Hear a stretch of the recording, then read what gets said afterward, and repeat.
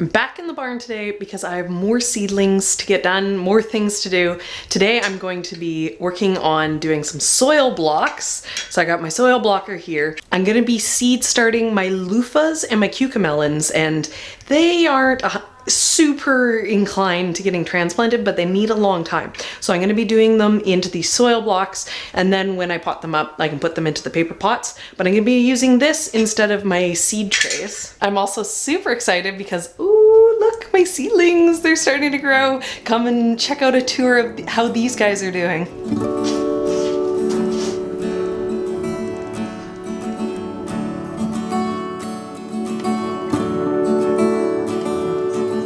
Ian and I are pretty much hoarders. Oh my god, look at our garden shed, it's crazy. So I hunted around in there trying to find my soil blocker, and I couldn't find it anywhere. I did a pretty thorough dig and still no luck. So I had to go and I bought a new one of these, which is fine because I have use for two. When Ian's back, we can tag team the soil blocks and get them done. But I'll give you a quick little overview on how they get made, because they are really cool. They're a really cool way to do seedlings. The first step to doing the soil blocks is you need to have dirt. There's lots of fancy recipes out there for how to make up the soil block dirt. What I do is I use potting soil. But if your seeds are going to be in there for a while, you maybe want to add a little bit of compost or, some natural fertilizer into it just to have some nutrients in with the plants. Once you have your soil kind of determined, you got to get it wet. You want it wet enough that when you squeeze it, it holds together. You don't want it so wet that you pick it up and water's running out, but I'm sure if I squeeze this hard enough, I can get some moisture coming out of there. And that's kind of where you want it. You want it to be able to compress down. Then from there, you want to get all the soil, and you just want to pack it in to the soil blocker. You want to pack it in there as hard as you can get it, because that's what makes the soil blocks keep their shape over time. At this point, you want to level it off. You don't want these mounded up on the bottom, because if they are, then they don't sit very nicely. So this is easier with two hands, not one hand soil block, one hand camera. Yeah, so see, got it all packed in there. It's packed in pretty hard. I can still compress it a little bit more, but this is good enough that it'll hold together. Then you bring it over to your tray. I like to give it a little bit of a pre-squeeze. Just pack it down a little bit before then using the plunger to push them out.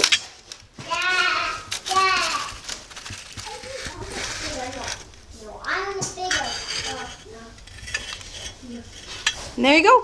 Little blocks, little pucks. And you can see they're pretty easy to handle. They hold their shape pretty good. I find as the roots start to grow into the pucks, they get even more solid. So this is as delicate as they ever are.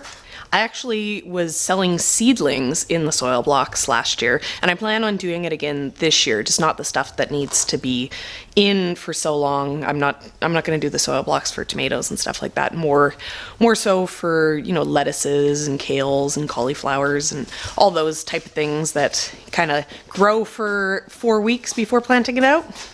But yeah, I found that the soil blocks were actually really easy to handle, even for people to kind of take them home. They were very strong. It was my first year doing the soil blocks, and I was really impressed with them.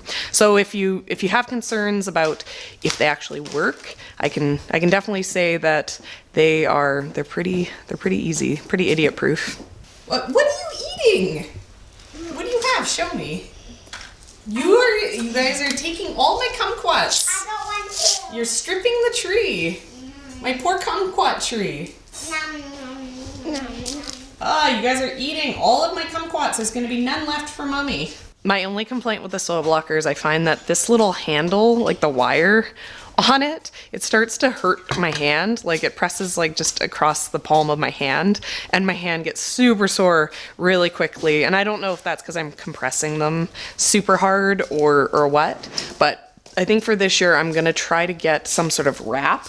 I know that Ian has some squash. Oh, thank you. Yeah. Ian has some squash handle wraps kicking around from when he used to play squash all the time, and I was thinking maybe I'd wrap something like that around there, just to give it a little bit of cushion and a little bit more bulk to help my poor lady hands out.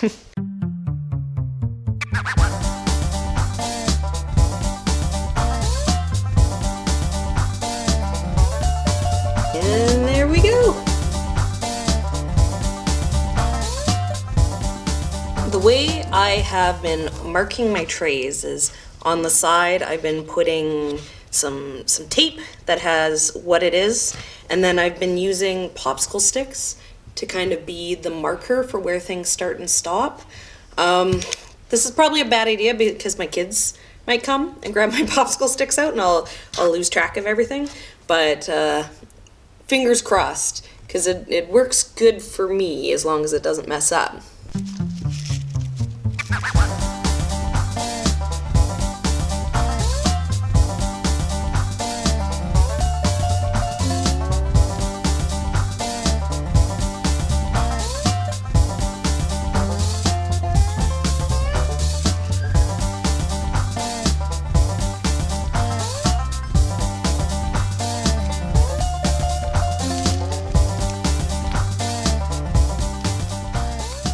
I find when seeding really small seeds like the cucamelons, having fingernails is a really big advantage.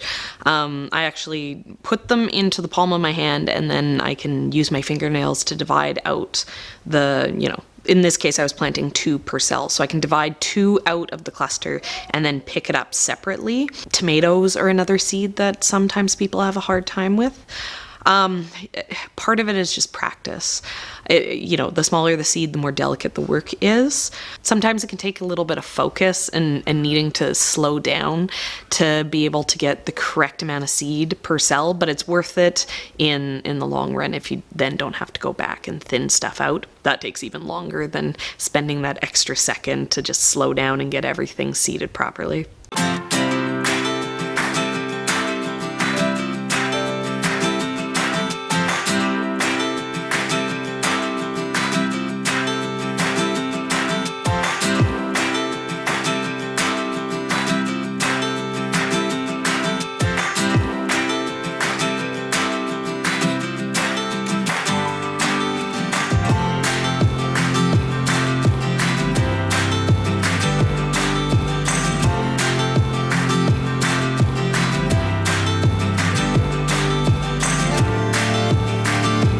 Well, I'm definitely excited seeing everything starting to grow, seeing my tomatoes popping up and having all of my first earliest things finally planted. At this point, I am getting ready to do all of my tomatoes for selling, but I think I'm gonna do a post on my local Facebook kind of shop and swap group and see if anyone wants to pre-order tomatoes, and that'll give me a little bit more of an idea of what I should start, what I should do.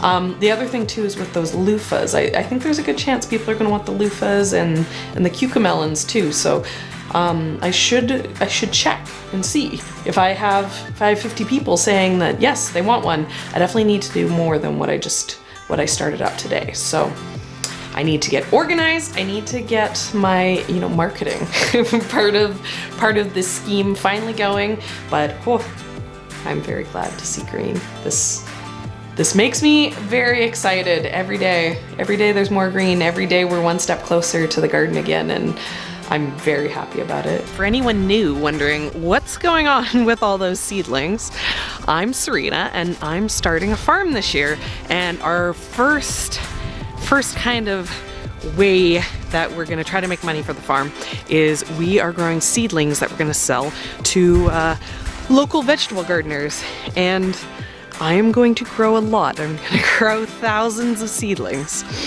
And For everyone else, I thought since I'm probably in the next couple days going to be doing my tomato seedlings, why don't we play a game down in the comment section, and why don't we all take a guess at just how many tomatoes I'm gonna start.